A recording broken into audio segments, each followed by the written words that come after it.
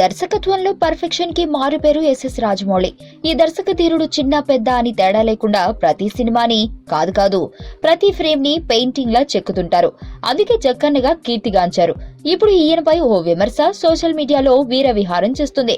అదేంటంటే గణతంత్ర దినోత్సవం రోజున బాహుబలి కంక్లూజన్ కి సంబంధించిన రెండో పోస్టర్ ని రిలీజ్ చేశారు. అందులో అమరేంద్ర బాహుబలితో దేవసేన విల్లు పట్టుకుని బాణాలను గురి చేస్తున్న ఫోజు అందరినీ ఆకట్టుకుంది.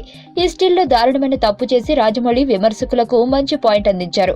ఇందులో అనుష్క, ప్రభాస్ విడివిడిగా విల్లు పట్టుకుని 3 బాణాలను ఎక్కుపెట్టారు. ప్రభాస్ బాణాలు 3 2 అనుష్క విల్లులో నుంచి వస్తున్నాయి.